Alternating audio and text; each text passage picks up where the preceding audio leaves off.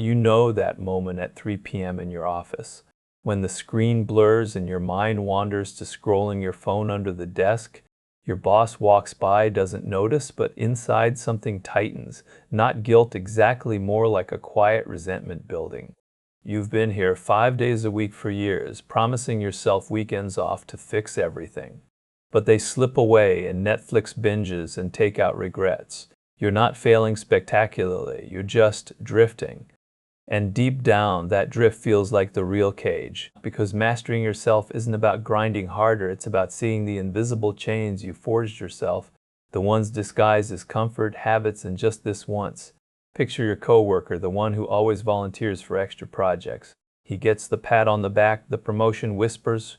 You watch him, tell yourself he's a suck-up, but then your own tasks pile up because hitting refresh on social media feels easier. It's not laziness, it's protection. Your brain, wired from years of small defeats, whispers that effort invites pain. Remember last month?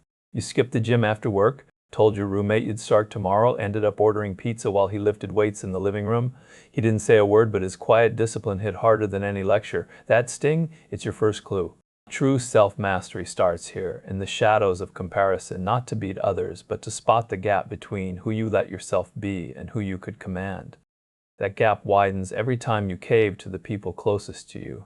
Your family group chat lights up with your sister's latest vacation pics, all filters and freedom. She quit her job last year, backpacked Asia on savings you wish you had. You like the post, add a fire emoji, but inside envy coils like smoke. Not because she's better, because she moved while you stayed put, excusing it as responsibility. Family dinners turn into minefields. Dad asks why you're still at that job. Mom sighs about grandkids, and you nod along, swallowing the urge to snap back. It's easier to agree, to play the reliable one. But reliability without control is just surrender. You're handing them pieces of your will, one polite "yeah, sure" at a time. The power shift happens silently. They shape your choices while you pretend it's love. Friends do it too, subtler.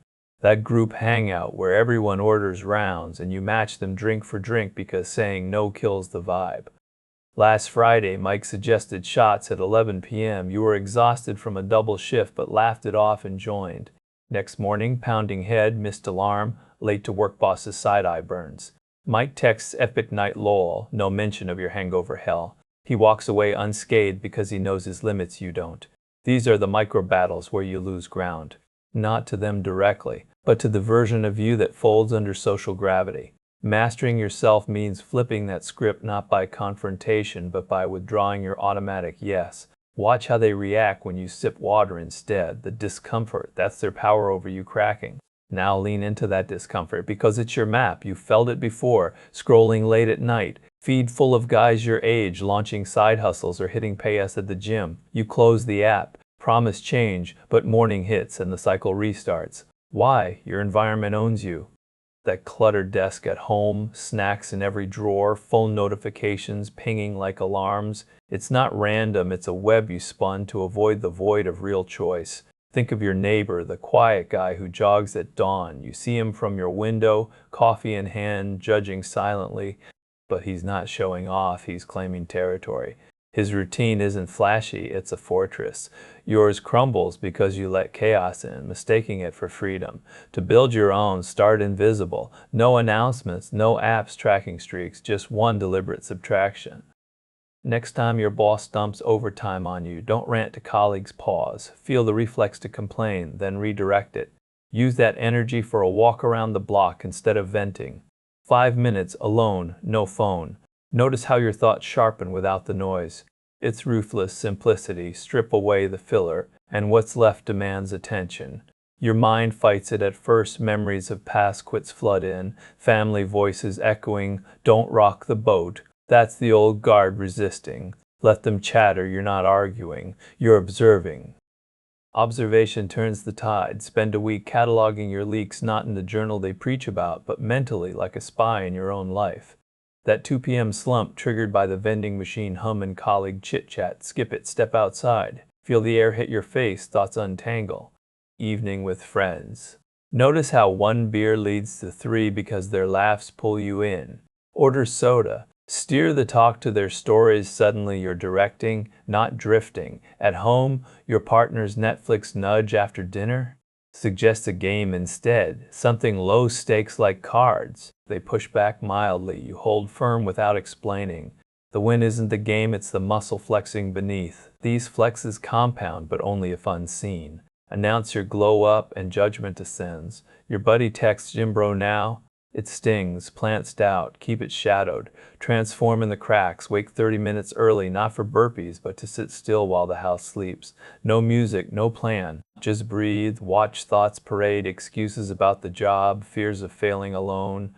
They lose power named. By week 2, that office haze lifts, ideas flow during meetings you once zoned out of. Boss notices your sharper inputs, assumes it's natural talent, it's not. It's leverage you claim from yourself. Leverage builds empires inwardly first. Recall the promotion you didn't chase last year, too risky. They might say no. Fear masked as caution. Now, with your quiet reserves, pitch it differently.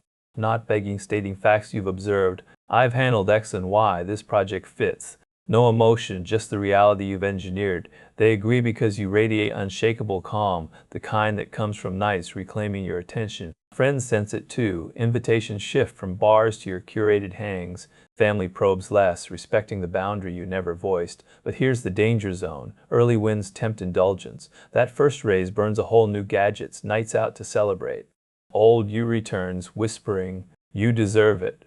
Counter it with calculated denial. Bank half. Invest in skills that compound silently, a coding course during lunch, language podcasts on commutes, your sister calls gushing about her travels, you listen, then share your micro progress. Not bragging, mirroring her freedom, but yours is rooted unbreakable. She pauses, intrigued. Power dynamics flip, you're no longer the stuck one. Deeper still, mastery unmasks the ultimate rival you.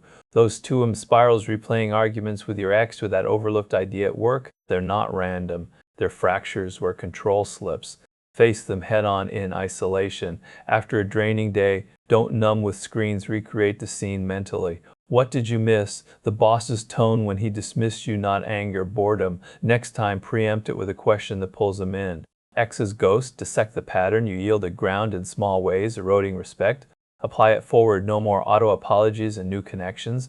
This inward surgery reveals allies in unexpected places. Your once annoying coworker? Study him now, not with envy, but strategy. He skips office gossip, you do too, building parallel focus. Family gatherings, position yourself as observer. Dad's rants lose grip. When you nod less, probe deeper. What made you stay at that job so long? He opens up, you gain wisdom without lectures. Friends evolve or fade, those who demand your old energy drift, making room for equals who respect boundaries. Plateaus hit inevitably. 3 months in, progress stalls, tiredness creeps back, disguised as life stresses. This is the forge. Double down on detachment, not coldness, but selective investment. Job drama, let it wash over, channel fury into a side project that pays residuals. Partner nags about chores, handle yours flawlessly, ignore the rest. Tension breaks, they adapt. The ruthless truth, mastery isn't constant high energy, it's endurance through the grind where most quit. Endurance forges the unbreakable core. Imagine 6 months from now, same office, but you're the one they orbit, ideas land because you've primed the field. Friends defer to your plans, family seeks your take. No fanfare, just gravitational pull. You've mastered the silent games against impulses that scatter you, people who dilute you, environments that erode you. The mirror reflects not a changed face, but a commanded one. Yet pause here in the quiet after. You've built this power, but it hungers. Neglected a day, phone doom scroll, extra drink and cracked spiderweb. The real mastery, eternal vigilance, not victory laps. You're free now, but freedom without chains demands you become the chain master. Lie to yourself once and the drift returns, subtler, hungrier.